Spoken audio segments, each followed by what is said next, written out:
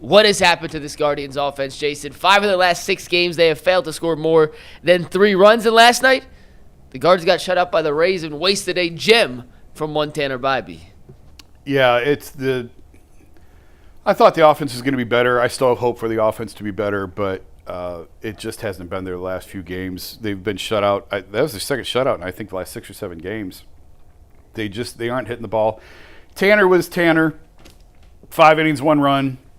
6 strikeouts. That was pretty good. Again, you'd like to see him get a little bit deeper in games, but I'm not going to nitpick that. When you give up 4 hits and strikeouts, when you have more than 1 strikeout per inning pitch, that's a good outing. So he did his job. The offense did not do its. Travis Bazzana, of course, got called up. We'll talk about him a little bit more in the second hour. But guys, just a disappointing performance by the offense. And just your thoughts on, I guess we can talk a little bit about Bazzana, right? Do you want to talk a couple minutes on Bazzana? We can go more on the second we'll dive hour. deeper later, but real quick, he made his debut last night, and they walked him. They took a chance away from him to be the hero. I think they walked him because there's no scouting report on him. So you're not sure where. Better safe than sorry. Yeah, you don't know where he likes it, where he doesn't. I mean, Valera was up next. It's not like there's a big book on Valera, but there's enough. Like, teams know a little bit about him. There's some tape on him, so you know how to pitch him. So with Bazzana, I think they just walked him because you didn't want to let a guy who's unknown beat you like that and take your chances with George Valera. But just what do you guys think about Bazzana being up in the Travis Bazzana era starting in Cleveland? I'm excited. First round pick, the first one that I can remember as a fan of this team during my lifetime. And so just to the anticipation that built over the last year and a half or so to see him finally come up. I know he didn't get a hit, but he did find himself on base twice. One of the walks, I thought he showed good discipline at the plate. And just excited to see what this young man can do. You throw him in that lineup with Chase DeLauder, and you got Jose Ramirez, and now the fan base, at least on paper, have more hitters to be excited about. I was a little kind of expected more at this point from the Guardians offense based on how they performed in spring training.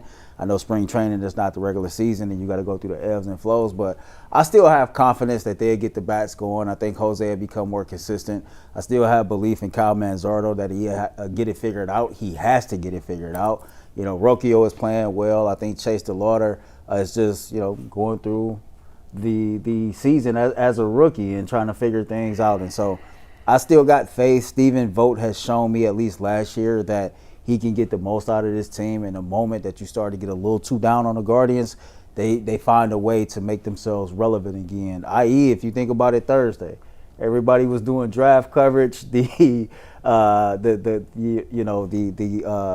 cast was playing. I'm sorry, this was Friday.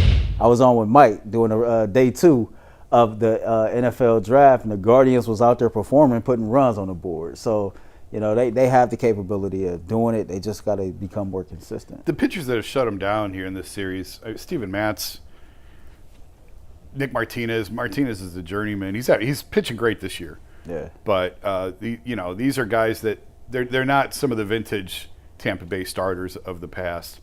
You'd think that they'd have more success off them. I think Drew Rasmussen goes this afternoon. They play in about 2 hours. Rasmussen goes in the finale against Gavin Williams. And, there you see the numbers. Rasmussen's not overpowering. He's 95, 96, which everybody throws now. Good cutter. But he's having a good year, but, they got to get the bats going, Dustin. Yeah, they do. The offense has been struggling. There's no doubt about that. I mean, when it comes to Bazzana, though, specifically, I mean, you're not looking necessarily just at the results of, a couple of at-bats. I mean, did the moment look too big? No, it didn't. I mean, he got in there. You said he had a good at-bat. I agree with that. I think it's going to take a little bit of time with these guys, and just temper the expectations. Same with DeLauder. I mean, these guys are young players. Yeah. But obviously, the room for error, the margin for error with this team is razor thin. All right, we're taking a break. When we come back, Browns drafted enough players that they got a pretty good review, obviously, from nationally about the draft. But which player 10 years from now do you think will have the best career in Cleveland? We'll talk about it when we come back on the Ultimate Cleveland Sports Show.